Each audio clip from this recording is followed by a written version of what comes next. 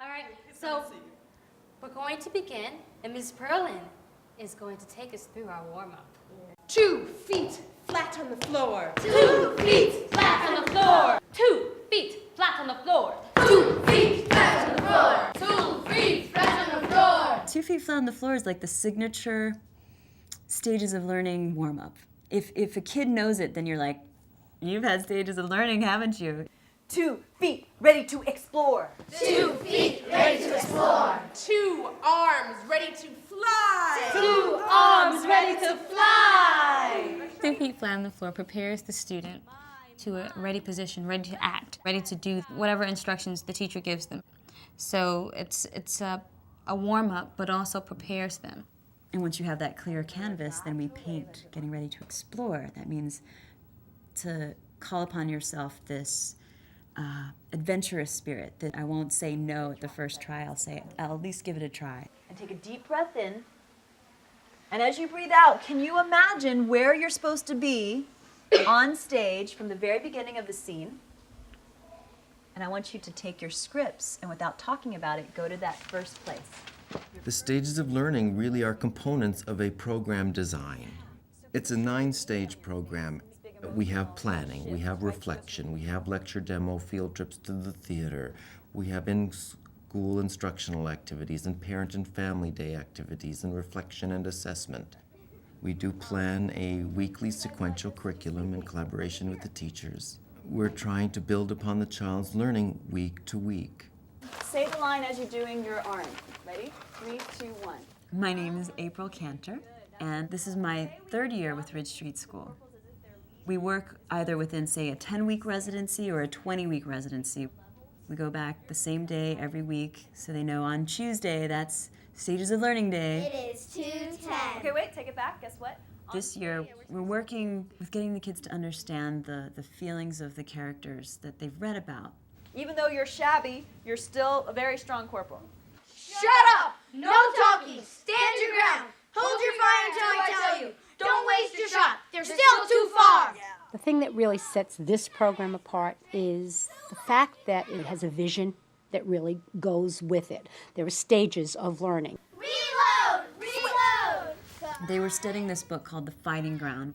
It's a story about a boy named Jonathan who decides he wants to join the war, and then he finds out firsthand that it's really not all that he thinks it is, and that things aren't black and white. It's like perfect for this age when they're still trying to figure out what's fair and what's not. I've seen them become more interested in the characters themselves and more understanding of the actions and the emotions that these characters are going through than they were even in reading the book. The Butchers of Long Island. And it's not even an add-on. It is the curriculum that the teachers would have had to do anyway. They probably would have read to the children out loud, then they would have asked questions, and one child would have answered, instead of actually being involved in the material as characters that they themselves are going to play. There's a real buy-in for the kids on this. April, wouldn't we do, while we're doing this, could we look around? I love that. Yeah, and there's this is actually really pretty land. You can teach anything through theater, because theater is about the how. It's not about the what. Staccato! Staccato! Sharp movement! Sharp movement! Legato.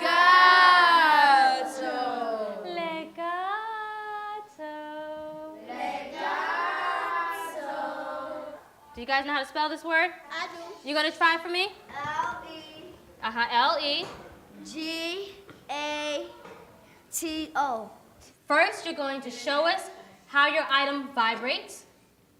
And then you're going to show us how you vibrate like your item. This is the second day with the students. Last week we just talked about staccato and legato movement, articulation, amplification, just the basic skills for acting. Today we're talking about vibrations. Sound begins with vibration. Next week we'll do pitch, then we'll do frequency, how fast and how slow. All right, you guys ready? Starts high, low, and then it stops. It's teaching them how to be creative, how to come together as a group and be able to say, when someone says, oh, well, maybe we should try it a different way, to say, okay, well, they won't take my idea this time, but maybe next time, or maybe I can incorporate or elaborate on their idea. So each thing, it layers on, one thing layering onto the next. You had some work with Georgia and Andrea in the room today. What jumps out in your mind as something that worked for you the most, or didn't? Well, I love it because my kids are more visual than actually being able to write things down, and that Reflection happens throughout the process. he really thought about. He was able to give really good examples of what is radiate and articulate and that type of thing. Reflection is looking back on what we think we've done and seeing what we think we learned from it. Did the modeling help, like the beginning? Yeah, the beginning was I'm fine. asking everybody. Did the modeling? It really is just time for us to talk about what it is we're learning about. Okay, what have we learned so far? What are some things we learned so far about acting? I'm just curious because sometimes I don't even know what we've learned. Molly? Sometimes you have to do something that you don't want to do, even though you don't want to, because it's the character, how they act. So how do you make yourself do something you don't want to do? Yeah, Tom? Encourage yourself You encourage yourself in what way? to say that you can do it. Yes, it's interesting because you know where the word encourage comes from? What's the root word, encourage? Courage. And if you go even smaller, cœur is the French word for heart. So it's like going back to your heart and saying, I find courage there. And so being able to tell yourself to do it is a great way to encourage yourself because most of the time you can. Just our heads tell us that we can't. But I bet you if you start telling yourself you can, you will. Anybody bothered to say good morning? I don't hear good morning. Good morning, good morning. I see a bunch of children getting on the bus without any manners.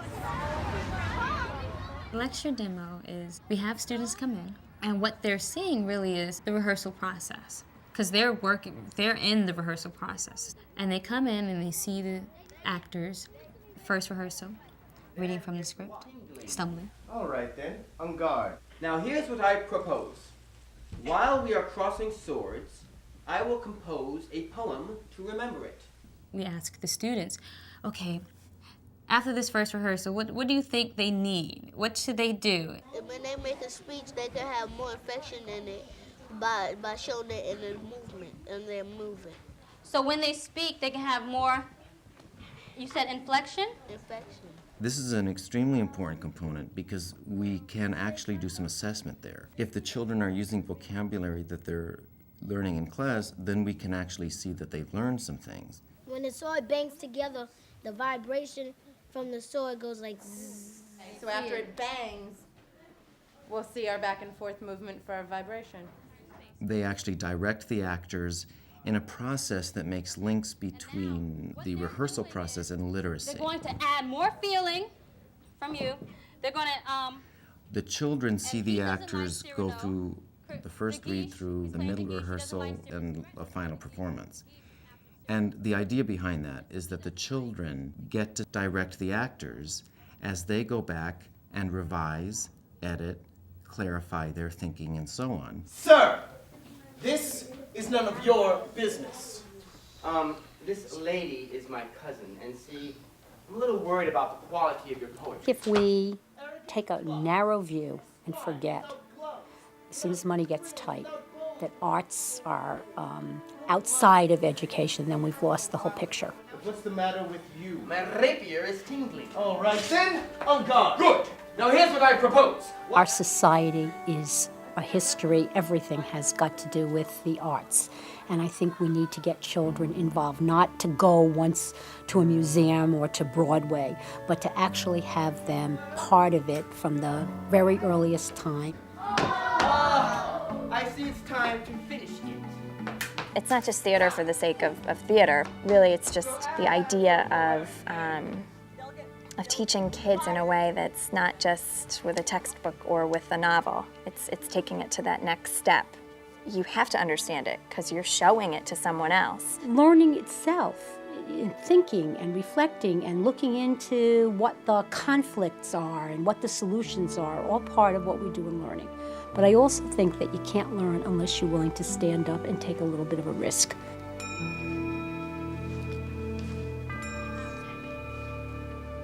it might seem like we're doing a small thing, but that little thing starts to grow and grow and grow and grow and grow, and it affects the world in a larger way. If you can have this one child see their own light, their own genius, then maybe they might inspire someone else who sees them to do the same.